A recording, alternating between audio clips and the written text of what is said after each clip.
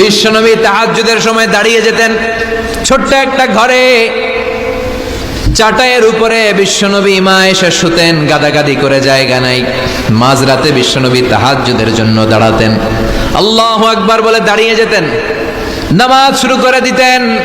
বিশাল বড় সূরা পড়তেন, কেরাত পড়তেন, রুকু করতেন, কিন্তু সিজদার জায়গায় সিজদা দেওয়ার জায়গা নাই। সিজদার জায়গায় মা এসা পা বিছিয়ে শুয়ে আছে। বুখারীর বর্ণনা, বিশ্বনবী সিজদায় যে হাত দিয়ে মা এসার পায়ের মধ্যে চিমটি কাটতেন। মা এসা বুঝতে পারতেন বিশ্বনবী এখন সিজদায় যাবে, সুবহানাল্লাহ পড়েন। মা এসা বুঝতে পেরে পা দুইটা সরিয়ে নিতেন, বিশ্বনবী সিজদা দিতেন। সিজদা দিয়ে বিশ্বনবী যখন আবার দাঁড়িয়ে যেতেন, মা আয়েশা পা বিছিয়ে আবার শুয়ে পড়তেন।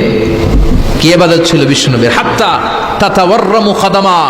মা আয়েশা বলতেন বিশ্বনবী দাঁড়িয়ে থাকতে থাকতে এত সময় ধরে তাহাজ্জুদের সালাত পড়তেন, ওনার পা গুলো ফুলে এরকম টিউমারের মতো মোটা হয়ে যেত। সুবহানাল্লাহ পড়বেন না? দাঁড়িয়ে থাকতে থাকতে বিশ্বনবীর পা গুলো টিউমারের মতো মোটা হয়ে যেত। প্রথম রাকাতে বাকারা, আলে ইমরান পড়ে ফেলতেন। সুবহানাল্লাহ পড়েন। বিশ্বনবীর পা যেন ফেটে যাবে, এভাবে হাত বেঁধে দাঁড়িয়ে থাকতে থাকতে বিশ্বনবীর হাতগুলো বাঁকা হয়ে যেত, ব্যথা হয়ে যেত। বিশ্বনবী তখন হাত দুইটা ছেড়ে দিতেন। আবার যখন এনার্জি ফিরে পেতেন, যখন বিশ্বনবীর ভাল লাগতো, আবার হাত বাঁধতেন। পড়েন সুবহানাল্লাহ। তার মানে হাত ছেড়ে দিও নামাজ পড়া যায়, হাত ছেড়ে দিও।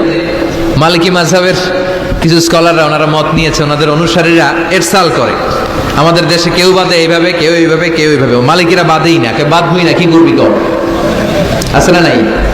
আপনি যদি হজ করতে যান মক্কা মদিনায় এই আমলগুলো দেখতে পারবেন। এটা সুন্নাত একটা আমল। হাত ছেড়ে দিলেও যেখানে সালাত হয়ে যায় ওই জায়গায় কই বাঁধবে এই নিয়ে কিলাকিলি আছে না নাই? উপরে না নিচে, আমিন জোরে না আসতে, আছে না নাই? বিশ্বনবী লম্বা সময় দাঁড়িয়ে তাহাজ্জুদ করতেন। তাহাজ্জুদ করলে আপনার মর্যাদা বাড়ায় দিবে কে? সাইয়েদনা জিবরাইল বললেন, ইন্না শারাফাল মুমিন ফি কিয়ামিল লাইল। বিশ্বনবী বললেন, জিবরাইল এসে আমাকে বলে গিয়েছে মুমিনের মর্যাদা তাহাজ্জুদের নামাজের ভেতর। সুবহানাল্লাহ পড়েন। তাহাজ্জুদের নামাজ পড়লে মর্যাদা বাড়ায় দেয় কে? 2 নাম্বার কুরবাতুন ইলাল্লাহ। তাহাজ্জুদের নামাজ পড়লে আল্লাহর সাথে নৈকট্য বাড়িয়ে দেয় কে? আল্লাহর সাথে কানেক্টিভিটি আপনার বেড়ে যাবে।